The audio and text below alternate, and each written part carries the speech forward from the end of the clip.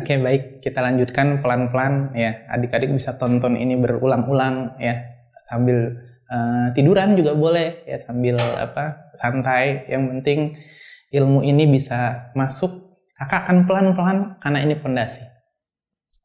Oke, Kak, tadi kita bicara tentang misi yang mulia. Tadi Kakak bilang misi yang mulia hanya untuk ibadah pada Allah Subhanahu wa taala. Kemudian ibadah itu bukan cuma sholat, ya. Pekerjaan adik-adik sehari, bahkan tidurnya adik-adik itu juga termasuk apa? Ibadah pada Allah Subhanahu wa taala ketika kita sudah memiliki niat. Niat. Jadi misi yang mulia ini adalah bab niat. Niat untuk apa adik-adik belajar? Oke, kita turunkan. Ya. Allah Subhanahu wa taala menciptakan manusia untuk ibadah.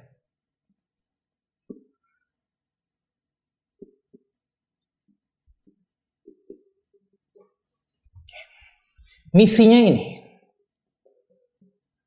Ibadah macam-macam, ya. Ada sholat termasuk ibadah, ya, dan yang lainnya zakat, puasa, juga bekerja termasuk ibadah. Kakak akan bicara yang terkait dengan profesi adik-adik. Profesi. Nah, apa sih kaitannya dengan perguruan tinggi ya? Profesi ini kan bisa jadi nanti apa? Dokter, oke?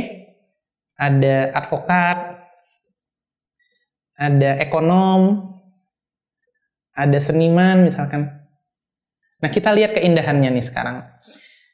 Kalau semua dokter, semua pengacara, semua ekonom, semua seniman itu menjalankan hari-harinya dia untuk beribadah pada Allah Subhanahu wa taala. Kira-kira tambah satu lagi pejabat,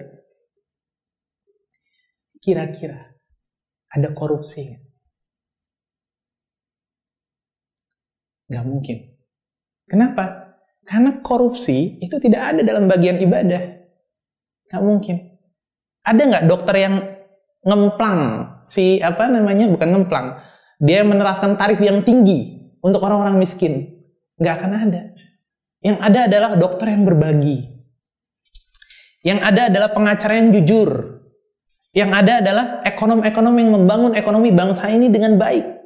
Yang ada adalah seniman-seniman yang melahirkan produksi-produksi karya yang mencerahkan, bukan menenggelamkan akhlak bangsa ini. Yang ada adalah pejabat-pejabat yang membuat kebijakan yang baik untuk negeri ini. Maka ketika semuanya dibangun pondasinya dalam rangka ibadah misi mulia, maka kakak yakin Indonesia akan jaya. Nah, apa hubungannya dengan adik-adik semuanya profesi itu? Ini kan cita-cita kalian. Cita-cita kalian. Ada yang lain memang. Ini kakak sebutkan sebagian ya karena keterbatasan tempat. Nah, cita-cita ini kalian ambil melalui apa? Melalui jalur kalian sekarang pendidikan. Yaitu kalian ingin masuk misalkan ke perguruan tinggi. Di sini ada jurusan.